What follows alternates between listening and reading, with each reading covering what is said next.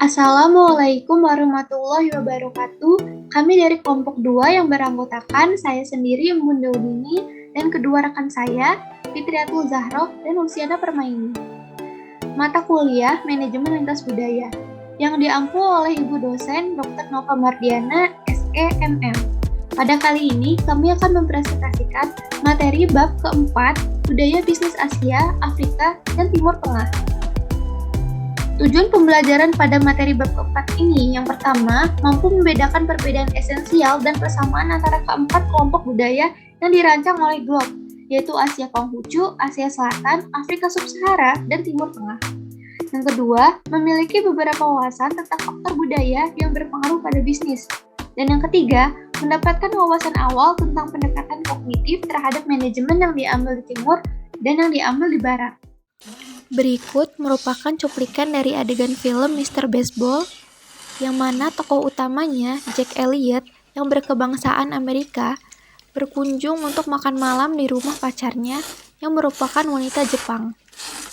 Namun, Jack tidak tahu apa-apa tentang budaya Jepang, sehingga membuat banyak kesalahan saat makan malam bersama keluarga pacarnya.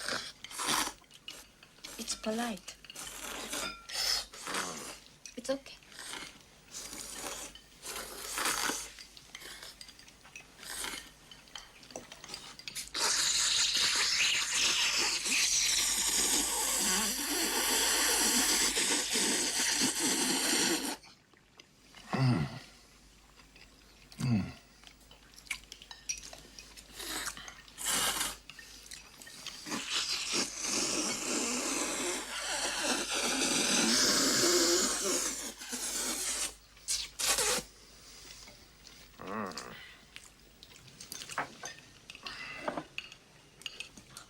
Jack?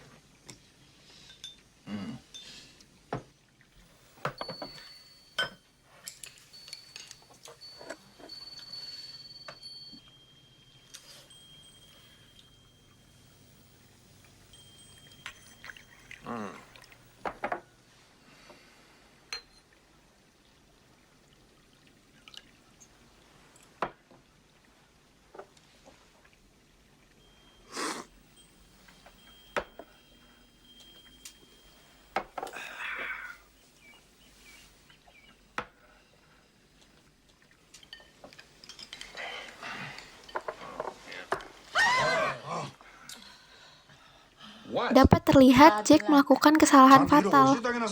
Hal ini dapat dihindari apabila Jack mau untuk belajar tentang etika lintas budaya.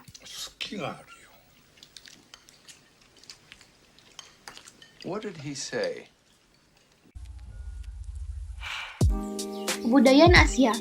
Secara umum, Asia terbagi menjadi dua klaster, yaitu klaster kebudayaan Asia Konfusianisme dan klaster kebudayaan Asia Selatan. Pada klaster Konfusianisme Asia, seperti namanya, telah mengalami pengaruh ideologi Konfusianisme yang menekankan pada perilaku bermoral dan kehidupan yang beretika. Selanjutnya, ada klaster Asia Selatan yang memiliki kebudayaan yang lebih beragam ketimbang dari Konfusianisme, yang berisi banyak agama dan kelompok etnis yang berbeda yang hidup berdampingan secara damai. Namun, ada satu fitur yang sama-sama dimiliki oleh kedua klaster ini, yang berkaitan dengan bagaimana mereka mengelola hubungan. Konfusianisme adalah filsafat yang dikembangkan dari ajaran Konfusius, yang merupakan tokoh politik, pendidik, dan filsuf yang hidup pada masa ketika Cina terbagi menjadi negara-negara kecil yang terkunci dalam konflik dan perebutan kekuasaan tanpa akhir. Ajarannya tentang perdamaian dan cinta universal di antara umat manusia diteruskan oleh para pengikutnya dan membangun dasar pemikiran Cina selanjutnya tentang bagaimana manusia ideal harus hidup dan berinteraksi, serta bagaimana masyarakat dan pemerintah harus dibentuk. Berikut ini merupakan konsep Konfusianisme. Yang pertama terdapat pada Cina dan Guangxi. Jadi di Cina dan Guangxi ini adalah tradisi yang jauh lebih tua dan cerminan gagasan dari Konfusianisme bahwa individu sebagai makhluk sosial memiliki tempat masing-masing dalam hierarki hubungan seperti membantu teman dalam jaringan. Jadi hubungan di Cina adalah kunci kesuksesan bisnis. Membangun jaringan yang kuat dari kepercayaan hubungan semacam itu disebut Guangxi. Dan elemen dari hubungan itu dilakukan antara orang-orang yang memiliki hubungan dekat dan tidak perlu dilakukan dalam bentuk kontrak. Selanjutnya adalah Jepang dan Wa. Konsep wa dalam Jepang dan wa ini merupakan semangat harmoni, yaitu prinsip pemikiran Jepang yang diterapkan pada semua hubungan dengan orang bahkan sampai dengan alam. Nah, ide wa ini juga tercermin dalam hubungan antara organisasi dan karyawan di perusahaan Jepang. Selanjutnya adalah Korea Selatan dan Chaebol. Korea telah diinvasi, dipengaruhi, dan diperebutkan oleh beberapa negara termasuk China dan Jepang. Dinasti Joseon memerintah negara itu selama lebih dari 500 tahun dan menjadikan Konfusianisme sebagai negara bagian dari agama. Jadi hubungannya dengan Chaebol ini adalah orang-orang kaya yang sangat kaya di Korea atau Korea Selatan itu karena merakitnya perekonomian Korea Selatan sejak tahun 1960-an tidak lepas dari peran keluarga besar Chaebol dalam pengembangan jaringan bisnis konglomerat. Konglomerat ini atau Chaebol ini masing-masing aktif di sejumlah besar sektor bisnis. Mereka dimiliki oleh keluarga dan dijalankan oleh anggota keluarga. Di Asia Selatan kita terdapat negara India. Nah, fenomena bisnis keluarga adalah salah satu yang dibagikan oleh India dan budaya Asia lainnya. Di India, Malaysia, atau Indonesia, kita akan menemukan hal yang sama, yaitu dominasi perusahaan keluarga. Dan ini berlaku di semua sektor ekonomi. Namun ini tidak berarti bahwa perusahaan-perusahaan ini berjalan tanpa masalah, terutama ketika mereka melanggar tradisi. Seperti, pada India terdapat kapitalisme India dan karma. Menurut sebuah artikel berjudul Karma Capitalism di majalah Amerika Serikat, Business Week, tanggal 30 Oktober tahun 2006, tren di dunia bisnis adalah pengembangan dari ketertarikan tertentu dengan filosofi India. Sebagaimana diungkapkan oleh C.K. Prahalat sebagai berikut. Nah, jadi dalam ungkapan C.K. Prahalat ini, kapitalisme itu perlu dikembangkan dan menurut Prahalat menempatkan individu sebagai pusat alam semesta. Namun dengan catatan perusahaan itu tidak boleh didorong oleh pemegang saham, tetapi berfokus pada pemangku kepentingan yang menunjukkan kepedulian terhadap masyarakat dan lingkungan, serta mereka yang terlibat langsung dalam kegiatan mereka. Selanjutnya terdapat Thailand dan karma. Jadi di Thailand, agama Buddha itu memiliki peran dominan dalam nilai-nilai masyarakat Thailand. Lalu mereka tuh memiliki juga 90% dari populasi, bersifat pragmatis, memberi resep lebih banyak daripada melarang, dan menggunakan prinsip-prinsip etika dengan menegaskan tanggung jawab pribadi dan sosial untuk memastikan perdamaian dan ketenangan. Lalu berorientasi juga pada karma positif. Next yaitu negara Afrika. Negara-negara Afrika memiliki perbatasan yang ditentukan oleh kolonis Eropa Barat yang membagi benua di antara mereka sendiri pada awal abad ke-19. Selain bahasa bekas kolonial Inggris, Prancis, Jerman, Portugis, dan Spanyol, masih ada 20 bahasa nasional di tingkat nasional di Afrika. Pembentukan perbatasan kolonial mengakibatkan fenomena bahasa lintas batas. Menurut Shepard Sonhiwa selaku seorang ekspatriat Zimbabwe dan rekan dari Institute of Directors di Afrika Selatan mencatat bahwa budaya Afrika memiliki perasaan komunalisme yang khas daripada separatisme. Ia juga menggambarkan ciri-ciri kepribadian Afrika yang mendasar, yaitu kepribadian fundamental Afrika yang mencirikan non-diskriminatif, kepercayaan pada keadilan manusia, standar moralitas yang tinggi, keyakinan agama, atau kepercayaan yang kuat. Basis budaya Afrika berhubungan dengan waktu dan pekerjaan yang terorganisir. Mayoritas perusahaan lokal menolak persaingan antar karyawan atau jarang memberi bonus dan menolak kontrak tertulis, lebih memilih komitmen lisan. Lalu selanjutnya Afrika Selatan. Selain orang kulit hitam asli, ada orang kulit putih Eropa, India, Cina, dan pendatang lain dari berbagai negara di Asia. Afrika Selatan dengan percaya diri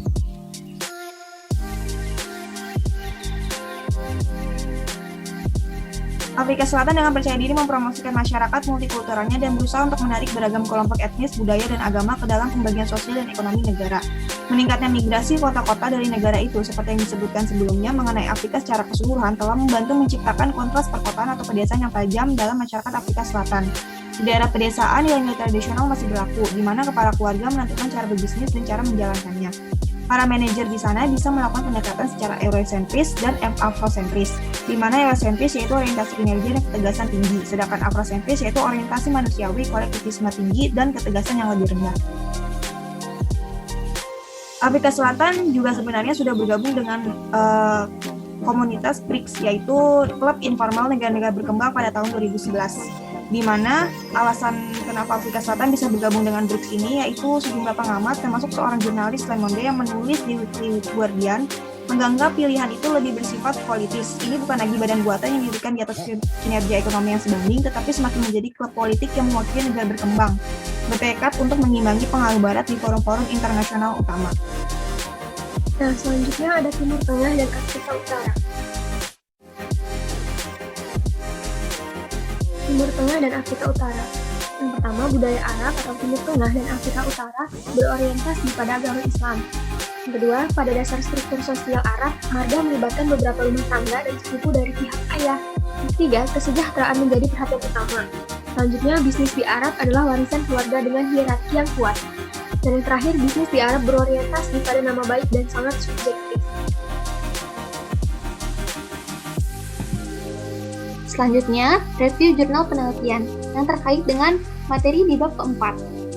Di sini kamu menemukan penelitian yang berjudul Bagaimana Pemahaman Budaya Mempengaruhi Kesuksesan Bisnis di Timur Tengah dan Afrika Utara.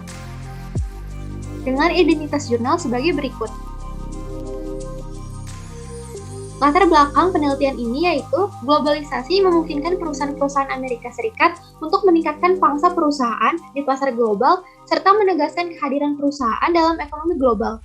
Para pemimpin yang ingin berinvestasi di luar negeri mungkin perlu mengasimilasi praktik untuk dijalankan atau dihindari ketika mencoba membentuk hubungan bisnis di MENA atau Middle Eastern and North African. Caliguri dan Tarik tahun 2012 menyatakan bahwa para pemimpin bisnis dari sebagian besar perusahaan global harus melihat literasi lintas budaya sebagai kompetensi yang paling penting di pasar internasional. Pemahaman yang tidak memadai tentang perbedaan budaya dan bisnis dapat membahayakan kinerja organisasi yang melakukan bisnis lintas batas. Next yaitu aspek permasalahan. Permasalahan yang ada pada jurnal ini yaitu perbedaan agama, budaya Islam, dan nilai-nilai agama. Setiap agama memiliki sudut pandang etis tertentu terhadap isi religiositas yang dapat menghibur pembuat keputusan dan membantu proses pengambilan keputusan. Keyakinan spiritual pribadi mempengaruhi perilaku dan keputusan strategis para pemimpin tingkat atas, dan keyakinan semacam itu mempengaruhi pengukuran dan penyesuaian iklim spiritual organisasi para pemimpin. Peneliti lain mengklaim bahwa keyakinan spiritual dan agama mempengaruhi gaya kepemimpinan dalam cara para pemimpin mengembangkan keterampilan baru dan memberikan informasi yang diandalkan di tempat kerja. Karena budaya bervariasi di berbagai negara Timur Tengah, para pemimpin kawasan dapat menafsirkan praktik bisnis perusahaan dan membingkai reaksi pribadi sesuai dengan latar belakang budaya dan asumsi individu. Dan di sini, Islam adalah agama yang berlaku di negara-negara MENA. Dan gaya kepemimpinan cenderung sangat otoriter karena Islam mengedepankan ketaatan, kesetiaan, dan penghormatan terhadap senioritas sebagai nilai-nilai yang berhubungan dengan pekerjaan. Sedangkan dalam budaya Barat, gaya manajemen cenderung menekankan kinerja untuk individualis, prioritas ditetapkan berdasarkan pertimbangan individu dan keluarga dekat. Selanjutnya ada penelitian. 95% tanggapan responden tentang keuntungan dan kesulitan utama yang dihadapi saat mengelola keragaman.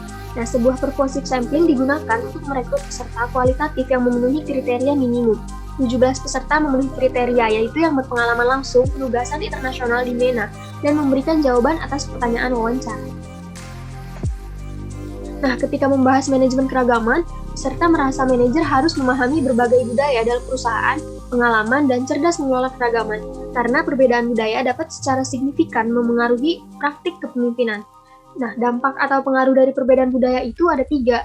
Yang pertama, kemampuan mereka untuk berinteraksi ke dalam komunikasi lokal mengalami kesulitan. Yang kedua, mengakibatkan salah tafsir atau salah paham tentang perspektif orang lain. Dan yang ketiga, mengharuskan mereka untuk memahami beragam perspektif latar belakang budaya dan perilaku untuk dapat mengatasi budaya tuan rumah. Untuk itu, manajer diharuskan memiliki pemahaman seperti itu untuk memudahkan dalam berinteraksi ataupun menyampaikan aspirasi atau wawasan dan merespons dengan lebih kompeten dalam situasi bisnis. Kesimpulan dari hasil penelitian tersebut membuktikan bahwa pemahaman budaya atau multikulturalisme itu sangat penting dalam adaptasi suatu bisnis. Dalam kasus MENA atau Middle Eastern and North African ini yang sudah dijelaskan dan batasan masalah yang ada pada penelitian tersebut, yaitu perbedaan agama, budaya Islam, dan nilai agama menjadi aspek penting dan sudah keharusan untuk manajer melakukan adaptasi sehingga kepemimpinan mereka akan lebih kompeten dalam situasi bisnis.